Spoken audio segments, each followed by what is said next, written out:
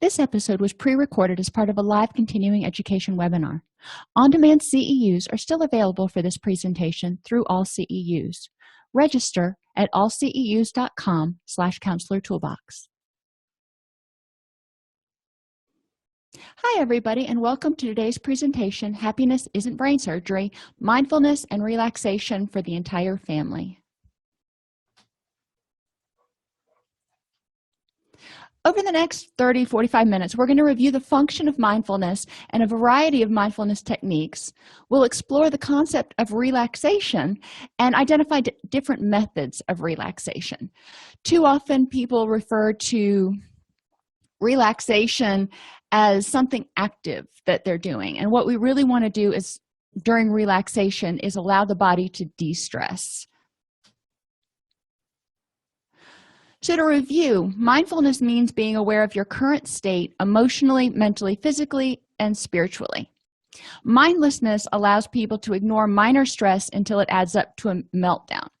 So when we're talking about adults, well, everybody, a lot of times we don't pay attention. In our culture, we tend to be relatively mindless. We get up, we eat our breakfast, we go to work or to school, we come home, we eat our dinner, we do whatever we've got to do, and we go to bed. And we don't really stop to think throughout the day how we're doing. I remember when my son was little, he would be just an angel at school, just an absolute angel. The teachers loved to have him. And he would come home, and at 3:30, he would just lose it and go completely bonkers and bouncing off the wall and being irritable. So those are the things that we really want to pay attention to. So what was it throughout the day that happened, or what was it that was happening at home that made him bounce off the walls? And, through doing some research and talking to some elementary school teachers, it became clear to me that throughout the day, children are doing so much to try to hold it together when, kids are kind of all over the place anyway. He was using so much energy to do that. When he got home, he was exhausted. He just couldn't keep it together anymore. So it was a time where he needed to just kind of let loose, let his hair down, whatever you want to say. And for kids, as opposed to us as adults who generally we come home and we're like, oh, I just want to sit on the couch and be quiet. Children tend to be the opposite, and they come home and they just want to tell you all about it, and they want to play and they want to go. They've had to sit still all day long, and they have all that pent-up energy. I wish I could harness it. So as parents, as teachers, as whatever your capacity is, if you're working with youth, being aware that their energy levels and their methods of de-stressing and kind of letting down may be somewhat different than ours. Encouraging children from the very beginning to be able to articulate how they're feeling emotionally, mentally, physically, and spiritually as you get there. That's not something an elementary school kid's probably gonna wrap his head around. Again, with my son, I remember distinctly one day I had to stop by the office to do something, and I was working in a residential community mental health center. And we walked in and we went down to one of my units, and I picked up some paperwork, and I don't remember what happened. It was really non-essential. But we're walking back up the hallway, and all of a sudden, Sean, in his little toddler voice, he was probably, 3, he goes, "Mommy, I so angry." And I said, "Oh, okay. Well, thanks for telling me. Let's talk about that for a minute." Kids, if they're able to articulate their emotions, can get a lot more guidance from us on being able to deal with those emotions. And I said in the lead up, this is for the entire family. So I'm going to focus a lot on kids, more so than usual in today's presentation, because we're gearing up to working with families and people who are getting ready to go to holiday parties and all that kind of stuff, which can be stressful. The other thing to remember with children and animals, if you have them, is that they are very perceptive, and children will feed off of your own emotional state. So if you're getting ready to go to your in-laws house or your parents house or wherever, and it's going to be a stressful situation, children are going to pick up on that. And because children are very egocentric, younger children especially, they're going to try to make it better, or they're going to just try to distract you. That's their job. You need to be there. They need to preserve your existence because they can't exist without you. So they want to distract you from whatever's making you upset. And again, they're egocentric, so a lot of times they may think it's their fault or they're doing something to stress you out. Being aware of that, sometimes we can't just make all of our stress poof go away. I would love it if we could, but we can't. Talking with your kids and going, you know what, honey, it's going to be a long ride over to grandma's house and I'm just kind of stressed out. And I didn't get much sleep last night, or whatever the case may be. You don't need to go into details about your relationship with whomever it is. But letting the child know it's not about them. You're stressed. You're going to be okay. It's all good. This goes a long way. It also helps children. It models for children what they need to do as they start growing up, as they start becoming more independent, being able to label their emotions and do something about it, which takes us to the do something. Whether it's us who are stressed or whether it's the child who is stressed, children don't come with coping skills like built in. They need to be taught coping skills. First step is articulating, I'm angry, I'm sad, I'm stressed out, I'm scared. We can help them with that. And as parents and teachers and doctors and whatever your position is, that's what we do. Our knee-jerk reaction is, okay, let's talk about that, or let's see what we can do about that. Sometimes parents are so overwhelmed or overburdened with all that's going on in their world. When a child says, I'm angry or I'm scared or I'm stressed, the parent's response is, there's no need to be. Don't worry about it. And they ignore what's going on with the child instead of talking about it a little bit and helping them identify ways to deal with whatever that negative emotional state is. So encouraging children to develop a good emotional vocabulary, encouraging children to check in with themselves emotionally. At breakfast, they're not going to do it when they're at school, at lunch. It's probably just not going to happen. If they do, it's great. But if they don't, that's fine. But I always use the meals as an anchor. Check in with yourself and tell me how you're doing. Whenever I would pick Sean up when he was in public school, I would pick him up from school, and on the way home, we'd talk about how his day was, how he felt, and I'd get an idea about what was going on with him, and I could help him put labels to what's going on. So encouraging them to do this gets them off to a good start. As they grow up, and we know that when they hit those teenage years and hormones kick in and their moods are all over the place. I've got two teenagers right now. If they don't have that vocabulary, if they don't have the ability to articulate what's going on, they may not know why still, but if they don't have the ability to articulate what's going on, they're going to have a more difficult time dealing with it.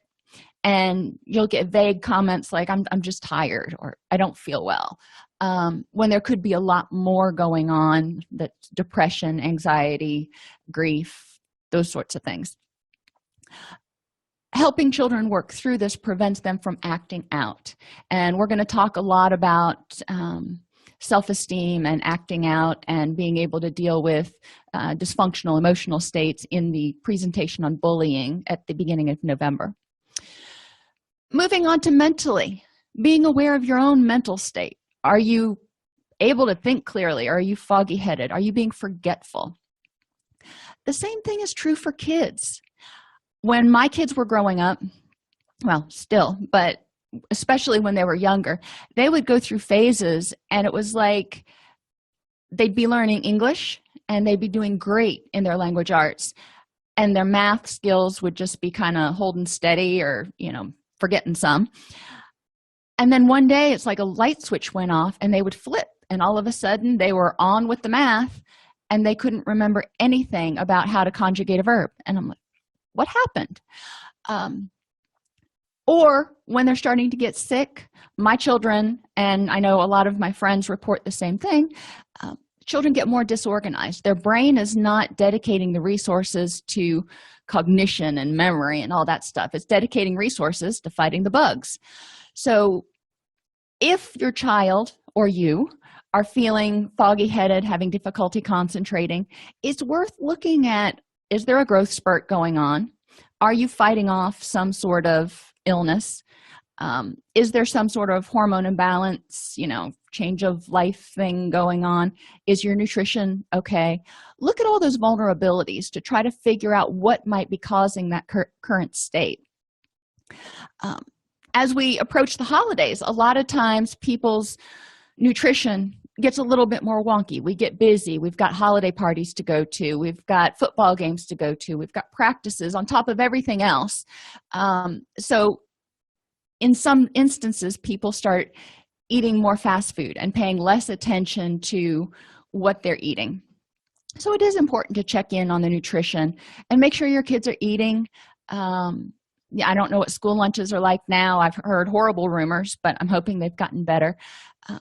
It's important for kids to eat throughout the day in order to sustain that mental focus, as well as us. If you've come in one morning and maybe you were good and you ate breakfast, but then you got caught up in meetings and seeing clients and everything else, and before you know it, it's 4:00 and you haven't eaten anything since like 6, you'll notice that there's probably a difference in your energy level and how you feel and how you're able to function.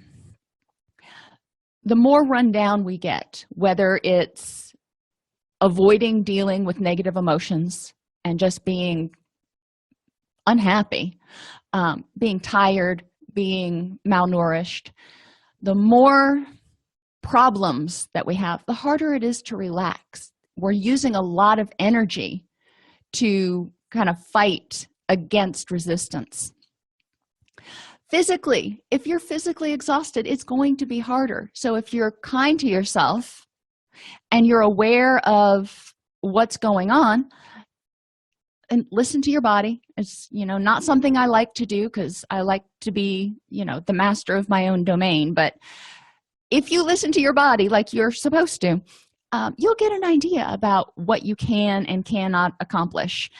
Some days you just need to relax, and if you find yourself feeling physically exhausted over a long period of time, more than a couple of days, then you want to start looking at what's causing that, remembering again that nutrition, sleep deficits, and neurochemical imbalances from depression, anxiety, and side effects of drugs can all cause physical exhaustion and problems. Spiritually, how are you doing with your honesty, hope, faith, courage, discipline, and integrity? How are you doing with living a life that is grounded in your values, doing things each day that are getting you closer to where you want to be? I sound like a broken record with that phrase, don't I? And it's partially intentional. We need to encourage our kids to be aware of where they are, to be aware of the fact that on Tuesday, they may feel very different than they do on Wednesday. So they may be able to accomplish very different things those days, and that's okay. We all have energy ebbs and flows, things that wax and wane. If you don't sleep so well one day, you don't want to start probably trying to do something that's really complex unless you have to. So planning ahead, being aware of things that are coming up, and being kind to yourself, you can head off problems before they become real issues. If you know that, I feel like I'm getting a scratchy throat, maybe I ought to go to bed early tonight. That makes sense. But if you're not being mindful, you may try to just push through. Too many of us push through when we are emotionally drained. We push through. What does that do? It leaves us at an emotional deficit. And we want to talk about ways to improve how we feel emotionally, mentally, physically, and spiritually. So what discriminative stimuli, and if you remember from behavior modification, that means things in the environment that tell you to do something. It makes you discriminate. When you're at home, and this is true for me as well as my children, I behave a certain way. I dress a certain way, I behave a certain way. I'm just kind of relaxed at my house. When I go to my mother's house, we don't act the same way. We are a lot more formal. We are a lot more proper in the way that we act, the way that we dress, all those sorts of things. The discriminative stimuli is the fact that it's her house. I'm in a different situation. I'm in a different environment. Other things that you can do to remind you to do a mindfulness scan: put a sticky note somewhere. Like I said, do it during meals. Maybe set an alarm on your smartphone to remind you to check in with yourself. And scans don't take that long. It's like, okay, how do I feel emotionally right now? Check. How do I feel mentally? Check. Physically, let's do a body scan. All right, check. That takes all of 30 seconds, but it makes sure that you're staying in tune with how you're doing. Anything you can do to remind yourself, not only to do a mindfulness scan and check in with yourself, but to make yourself happy, because we have one life. You can choose to live it and be miserable, or you can choose to put on rose-colored glasses and be obnoxiously optimistic.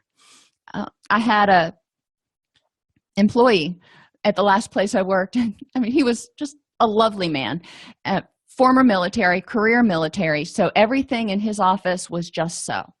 It was clean, it was tidy, it was organized, everything had a place. And every once in a while, and he would come out and he would have, and I hate to say this right now with all the clown stuff, but it was funny then, he would have a clown wig on, a clown nose, clown shoes, and one of those little obnoxious honky horns. And he would walk down into the day room. And the point was, he would do that just randomly to remind people to stop and laugh for a minute. Don't take everything quite so seriously. And it was a good reminder for the rest of us when he would do those sorts of things, because it was such a dramatic departure from what he normally did. Now, I don't really see myself putting on a clown hat, but I'm usually pretty goofy to begin with, so it's not a far stretch for them. My favorite is knock jokes. I would go up to different clients who may be having a bad day, and obviously if it was appropriate, and tell them some silly knock joke that I got on my phone. And they were all G-rated, and it was the fact that we can laugh at the same things that 3-year-olds can laugh at, and that's okay. Mindfulness activities. Doing a body scan. I mentioned that a couple times already. A body scan, you just go from head to toe or toe to head, whatever makes you happy, and just check in and go, okay, how do I feel in my head? Physically, is there any pain going on? But, sometimes in your head, you've just got a lot of noise. Checking in with that. That's all information that you need to have. And moving down, checking for any pain, any signs of nervousness, anxiety, stress, tension. That'll give you an idea as to how you're feeling. It takes a minute or so if you're going to do it well, but you can do it anywhere. It's not like you have to lay down and close your eyes. You can do it in the car on the way to work, especially if you're stuck in a traffic jam and you're not driving. But obviously you want to pay attention to driving. Mindful breathing. Now, this is one of the easiest ones, and I am not good at sitting still. I know, big surprise there. But mindful breathing is something that I'll do about once or twice a day. And it all started, for me, I started and I didn't even realize I was doing something mindful. My goal was to see how low I could get my heart rate to go. But mindful breathing is just that. You focus on the inhale and you focus on the exhale. And that's all you're focusing on. You're focusing how it feels when your abdomen rises and lowers, when the air comes in and it goes out. And you're focusing on just that, not necessarily how you feel. You're trying to relax as much as possible. but being aware of how you are in the moment. Mindful observation is focusing on a specific object. If you have a religious symbol, if you have a picture of your dog, if you have something in the room that you can focus on that is positive or at least grounding. You don't want to focus on something that's going to make you unhappy, obviously. And focus on that for a period of time, noticing it, noticing how you feel while you're focusing on it, noticing what thoughts it brings up. So if you're focusing on a picture of your kids, noticing how you feel when you're focusing on that picture of your kids, thinking about nothing but your kids and how you're feeling, quiets a lot of the rest of the noise that's going on out there and shuts down all those distractions. You'll notice less as time goes on, the cars that are driving by, the people that are walking by in the hallway, the phones that are ringing. And that's all part of training your mind to be able to focus on you. Environmental awareness is exactly what it sounds like. I love these things because they're exactly what they sound like.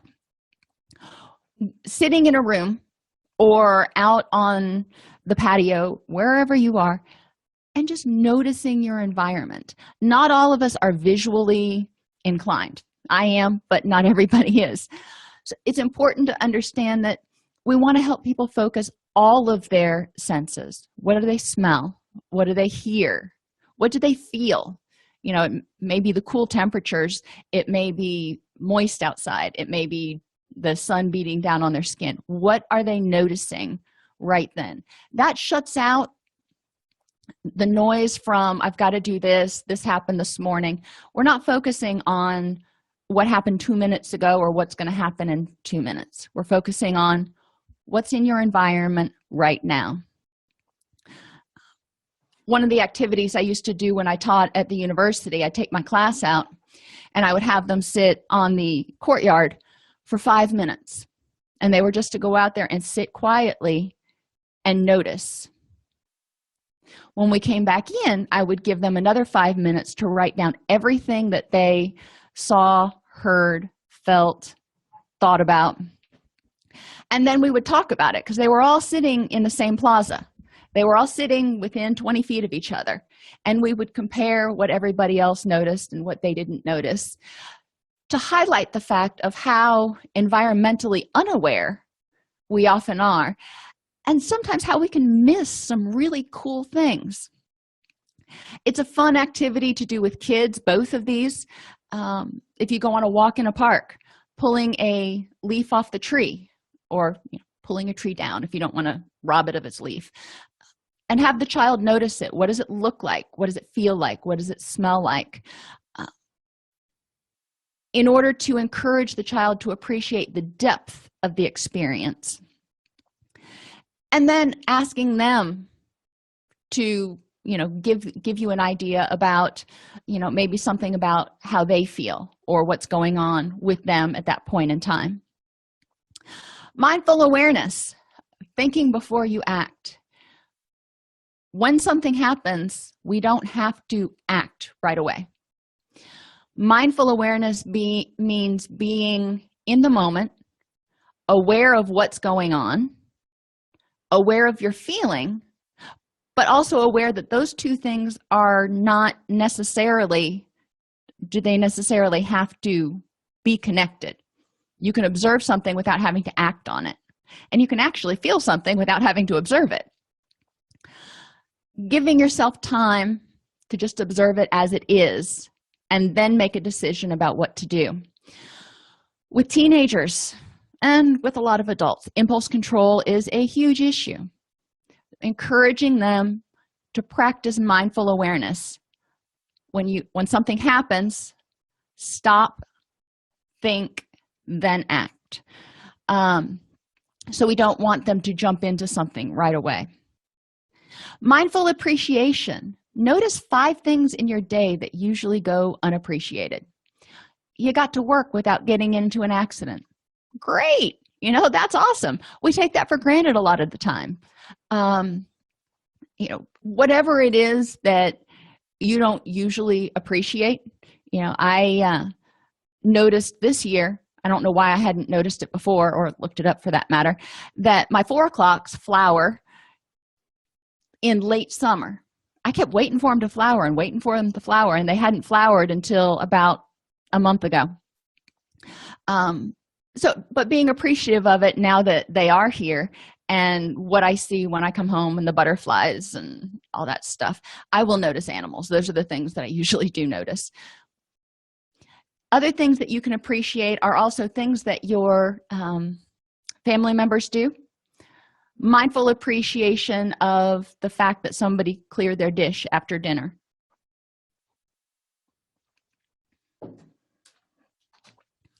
Four plus four senses plus 4 stimuli. So what are 4 things that you see, 4 things that you hear, 4 things you can touch, and 4 things you can smell? This is kind of cool because it's also an activity you can do on car rides, or if you're waiting at the doctor's office or something where a child may be getting antsy. It's also an activity you can do if you're at grandma's house and Junior starts to lose it, or you start to lose it for some reason. Go outside, get away from the hustle and bustle, and identify what are you seeing. What are 4 things you're seeing, 4 things you're hearing, 4 things about touch, and 4 things you smell. That gets you out of the moment, so you're sort of riding the wave. It's a distress tolerance activity in addition to a mindfulness activity. Tactile mindfulness. If you're having difficulty separating or stopping, pinch yourself, which I don't recommend because it can bruise tissue and yada yada. Hold an ice cube. Be aware of how it feels when you're holding it. As if you've ever had to ice a part of your body before, at first it's like, okay, that's really cold. And then it starts to hurt. And then the hurt goes to kind of a numbing sort of sensation. It helps you tune in to how you deal with pain and what emotions arise. If you're holding the ice cube and you're starting to get really frustrated that you can't let go of the ice cube, or that you're feeling this pain, or that your body is objecting to something that you're doing, then you know that where some issues may be arising. If you sort of lean into the pain and breathe through it and focus on the fact that this will be over in 2 or 3 minutes and it'll be to the numbing stage, that's a whole different way of dealing with pain. So we can take that corollary of physical pain and translate it to emotional pain. When people feel angry or depressed or anxious, do they lean into it and go, okay, this will get better, I need to take an action? Or do they get stuck and get angry and get frustrated that they feel the way they feel? I and you exercises. This is a new one that I learned. Pay attention to how often you use the word I in a sentence throughout 2 hours. It's way too much focus, at least for me, to do for an entire day. But when you're talking to people, and in our society, we are extremely egocentric. A lot of times we will tell people, I feel, I am, I will, but we don't ask, what do you need? How do you feel? What are you doing? We're too busy telling them things instead of inquiring. Pay attention to how often you use the word you as well in a blaming, directing, or accusatory fashion. You need to, or you did this, or whether you use it in an inquiring, compassionate fashion. What is it that you need me to do? Most of us find that throughout the day, we find that we tend to be a little bit more egocentric and bossy than we do inquiring and compassionate and all that stuff. And it might be interesting to compare, for your own self, when you're in a session, how your verbiage, how your language differs in session with a client versus at home with your family.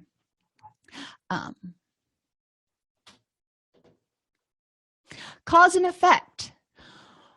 When something happens, and this goes with impulse control, play out the story for everything that you do for a given period of time. I got out of bed because the effect of this is whatever. Mindfulness helps you focus on your motivations. The cause and effect activity helps you focus on, why did you do something?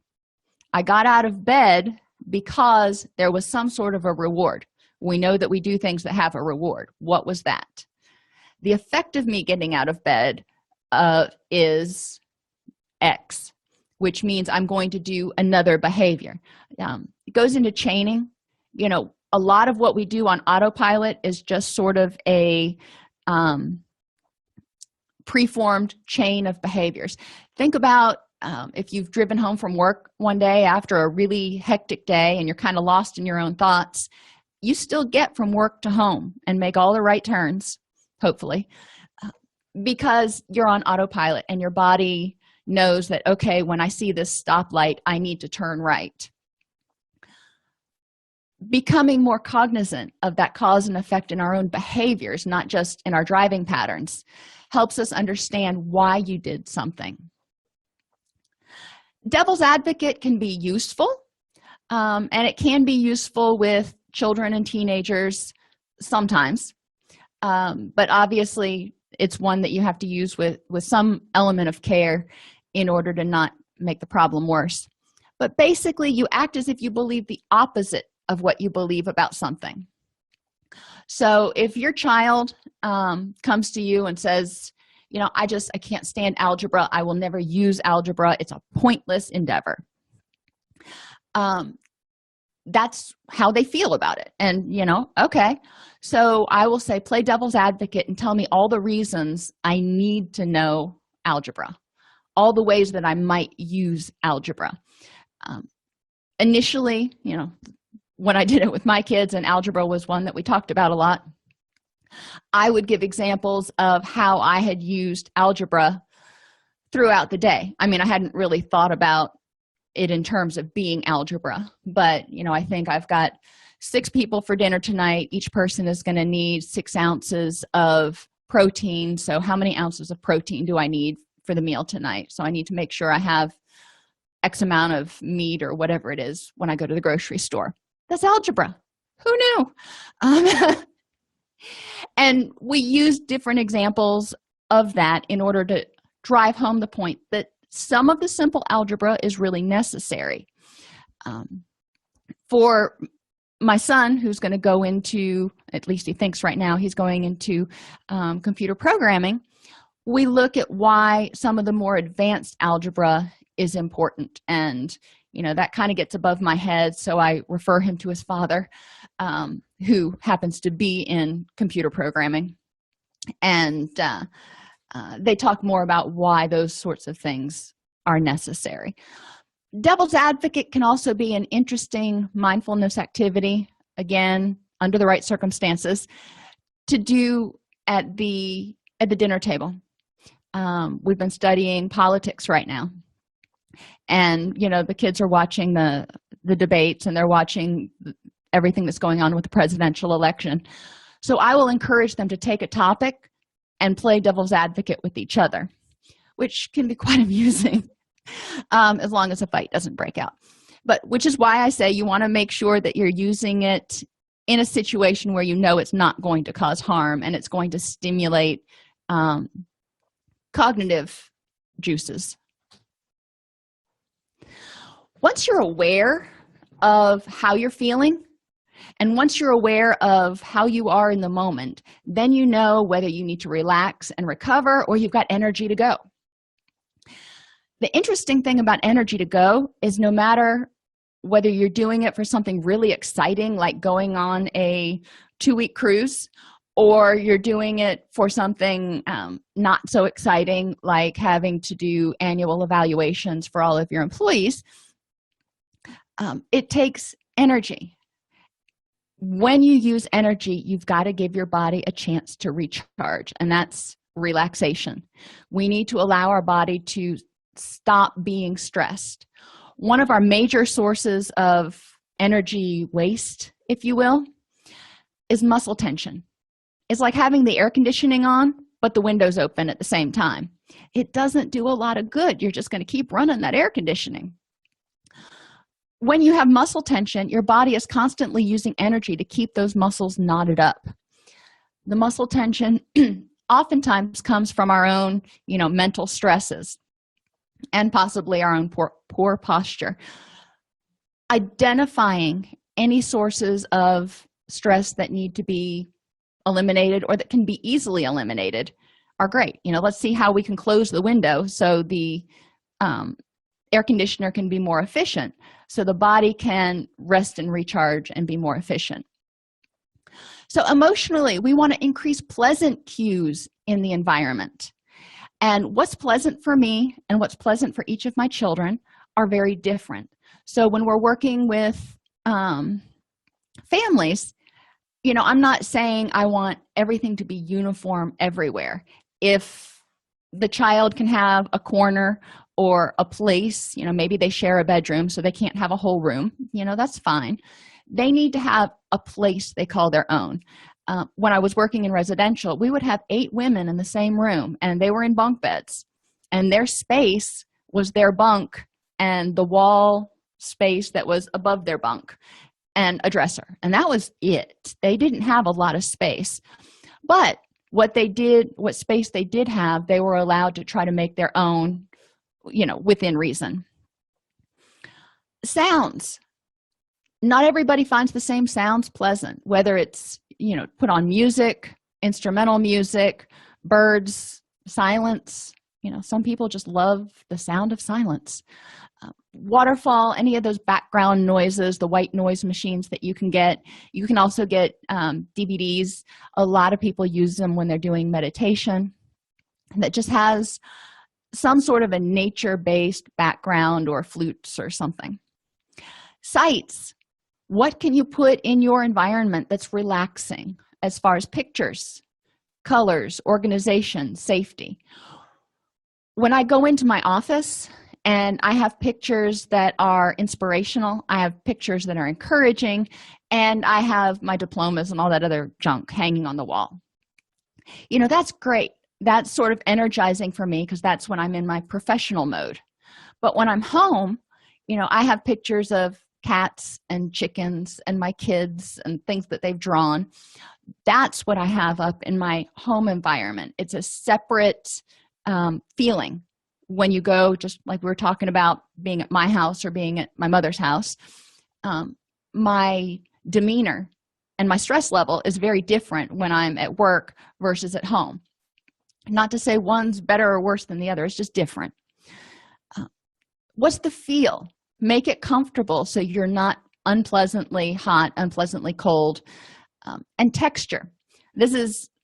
I'm a big person for texture. I'm a sweater junkie, but scratchy sweaters or anything that's stiff, or if it's too tight, and we've all had times where we put on a pair of pants and we've been like, yeah, this is a little bit too tight, but I'm going to wear it anyway.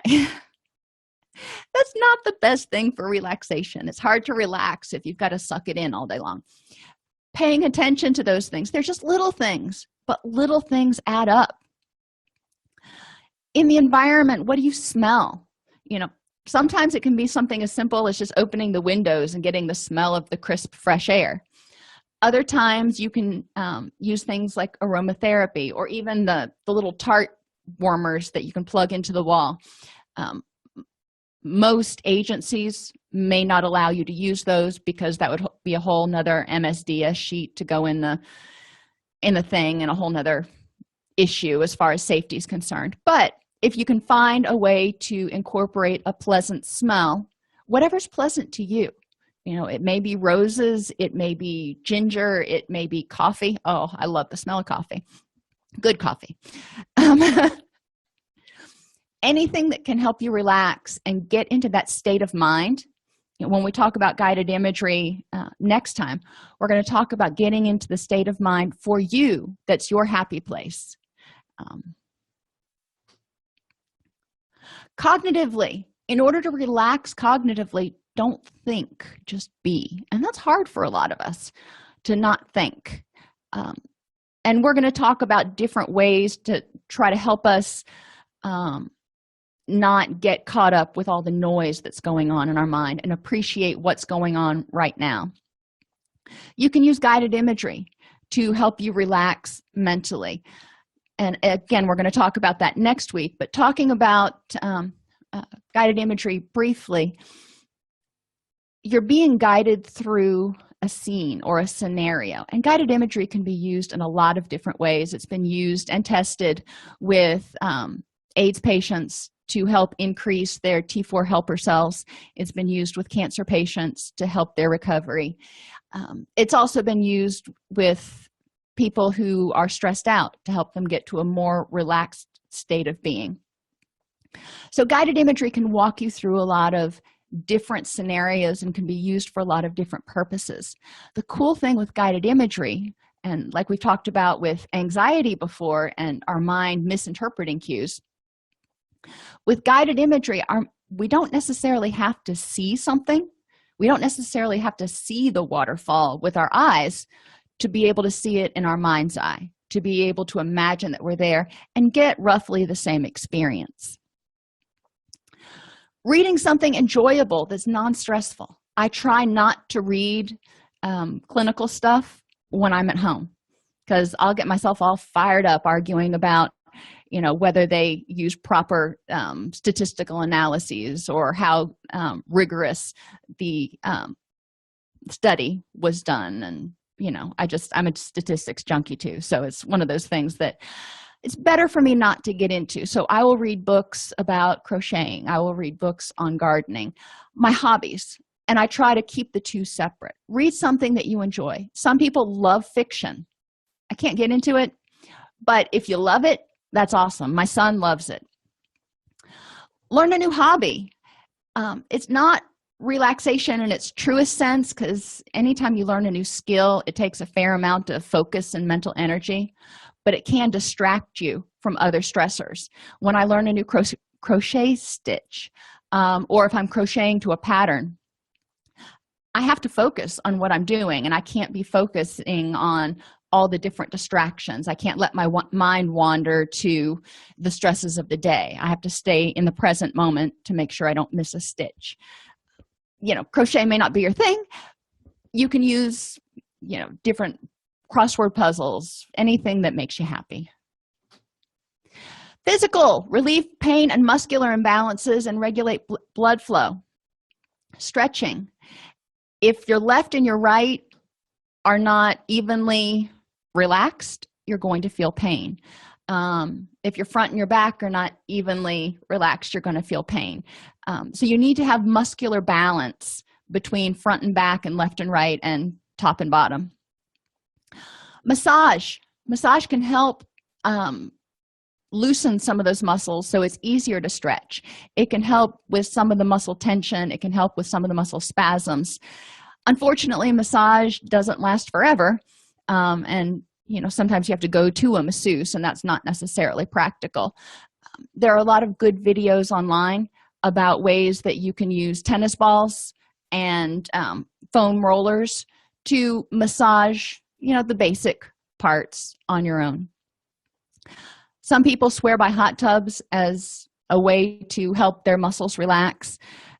Progressive muscular relaxation is a technique I used to teach my students.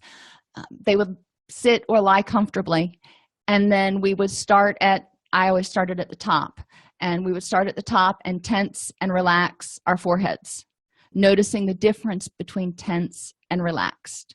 We do that a couple of times, then we'd move on to the next muscle and so forth. And every few muscles, we would do a scan from top to bottom and make sure no tension had returned.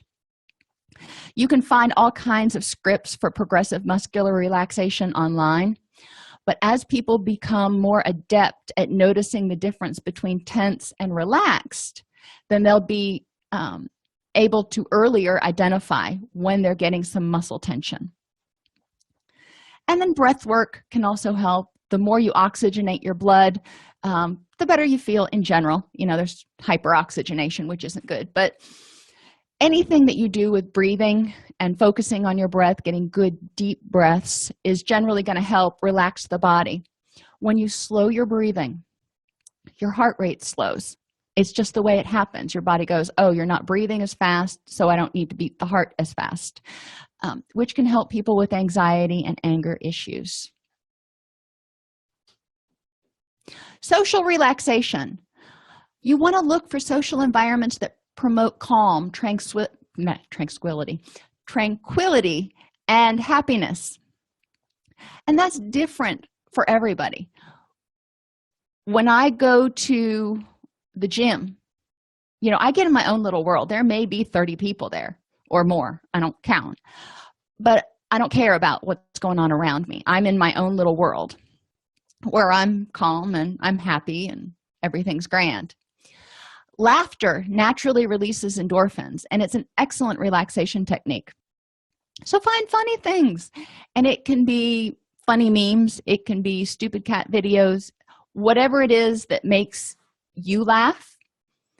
Try to work it in 5 to 10 minutes each day. A good belly laugh does a lot to improve mood and help people relax.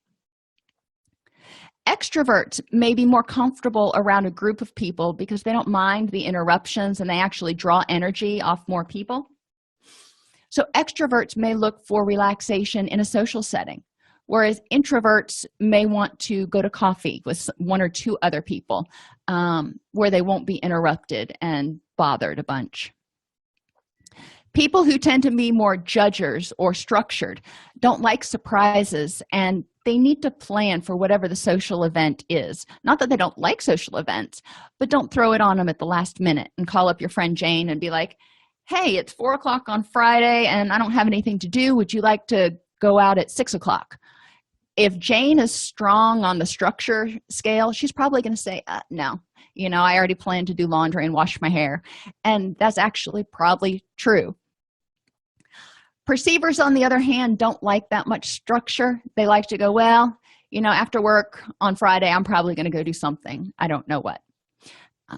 So when you're talking about relaxation, you need to be aware of who you're doing it with. Your children will have temperaments, just like we do. Make sure that you're attending to their temperaments as you're planning these things. If you're going to a family event, if you have holiday parties that you've got to go to, whatever it is, if it's something that is going to add extra stress to your child's existence because they don't like being in big crowds or they don't like being in the car for 4 hours, just be aware of that and plan on it. It will make stress go down a lot. And encourage them to figure out ways they can deal with it too. What can you do in the car for 5.5 hours? Environmental relaxation. What makes the environment relaxing for you? What colors do you find relaxing? I love purple, but I also love, like a light yellow and white. Those are probably my big ones. But that's me. Some people like blues and greens. My stepmother loves greens. What do you want to see?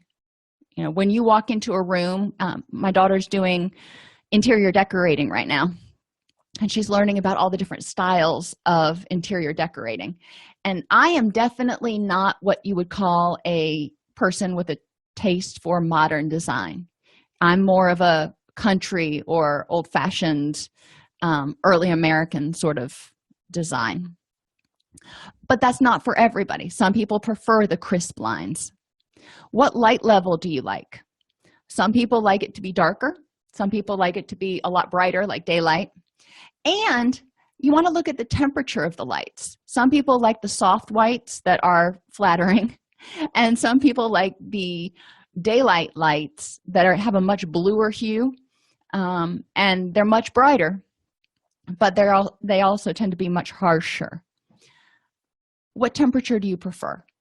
And this is a constant battle in our house because my kids would prefer it to be like, 76, 77 in the summer or in the winter and like 72 in the summer, which doesn't make any sense to me. I'm like, why don't you just want it 74 all year long? I, on the other hand, would prefer it to be 68 like all year round because then I can always layer up if I get cold. So find out what makes it more comfortable for you. Location. Do you want to sit where you're facing a window? Do you want to be in a room without windows? What makes your environment, what makes your location important? Again, what do you want to hear? And organization. Some people are okay with, just moving stuff off the sofa so they can sit down. Other people need to have a place for everything and everything in its place. And it's not that you're necessarily OCD or, anything like that. Just sometimes it feels more relaxing to not be surrounded by clutter. But that depends on the person. I know people who, my best friend, her apartment, looks like a whirlwind hit it, but she doesn't care. She's like, whatever, I got better things to do right now than to clean. And that's fine for her. And, it's fine for me when I'm there too. So mindfulness involves increasing awareness of our emotional, mental, and physical selves. Children don't know how to do that from get-go. So we need to teach them. Starting out when they're young, giving them an emotional vocabulary. And then when they use their feeling words, helping them figure out what's causing the feeling and how to deal with the feeling. Kids are also very attuned to how we are feeling as their caregivers. So if we become stressed, they will probably start to become, they will act out more, is typically the phrase that I hear, because they're trying to distract the person. They're trying to make the stressfulness go away, make you laugh, make you forget about it, whatever. Encouraging children to be aware of that, but also articulating to them that, I'm stressed right now, but it has nothing to do with you. So their little egocentric minds don't get focused on what did I do and how can I fix it. Then we move on to mental self-awareness, and a question comes in when a child hits, for example, because they're frustrated or angry. Then we want to stop and go, okay, tell me what's going on. And the child will probably tell you, well, Sammy did such and such and such. So we would need to paraphrase, and that made you angry, or that hurt your feelings, and help them identify that feeling vocabulary that they missed because they went from activating event to consequence and didn't identify the emotions or beliefs in between. And the other thing we can do that my son's preschool teacher used to do, she was just awesome with children. In certain situations, she would ask the children, how do you think that made Jimmy feel when you hit him? And the kid would usually go, oh. So then she would say, okay, well, if Jimmy hit you, how would you feel? Oh, I'd be angry, or I wouldn't like it. Okay, so when you hit him, how do you think he felt? Well, he probably didn't like it. Exactly. So she would walk them through the devil's advocate point of view, if you want to say that, to help them take the other's perspective, develop empathy, and all that wonderful stuff that we just assume kids are born with, and they're not. We need to help them learn as they go through life. And so then moving on to the mental state. This is as children get cognitively older, and then us, we're technically cognitively older, looking at how we're feeling. Are we foggy-headed? Are we able to concentrate? Are we just on task? Some days you come in and you sit down at work and you've got a laser focus and you can get a million and one things done. And some days you come in and you're lucky if you get one thing done. But being aware of where you are and working within your limits is part of mindfulness, because you'll reduce your frustration a lot if you don't try to, push through when you've got nothing left to give. And being aware of your physical self. If you're sleepy, if you're hungry, if you're tired, well, I already said sleepy, if you're in pain, those are all going to decrease your tolerance to stress as well as your ability to focus. Understanding that and just going with it instead of getting upset about it is going to be huge in helping kids learn how to manage their own stress, and helping our clients and maybe ourselves learn how to deal with our own stress as it comes up. we can realize that, today I'm only about 80%, and it is what it is. What can I do to help my body relax and rejuvenate? Mindfulness helps us to develop an understanding of external stimuli that influences ourselves. So as we become more mindful, we become aware of those stimuli in the environment that may have triggered a smile or may have triggered us to go, oh, no, don't want to do that again. Relaxation is a technique used to restore equilibrium after a period of stress. As clients increase self-awareness, they'll be able to identify signs of distress earlier, implement relaxation strategies to prevent the upheaval. They'll be able to kind of turn it down and learn their own stress triggers and effective interventions. If you enjoy this podcast, please like and subscribe either in your podcast player or on YouTube. You can attend and participate in our live webinars with Dr. Snipes by subscribing at allceus.com/counselor toolbox. This episode has been brought to you in part by allceus.com, providing 24/7 multimedia continuing education and pre-certification training to counselors, therapists, and nurses since 2006. Use coupon code Counselor Toolbox to get a 20% discount off your order this month.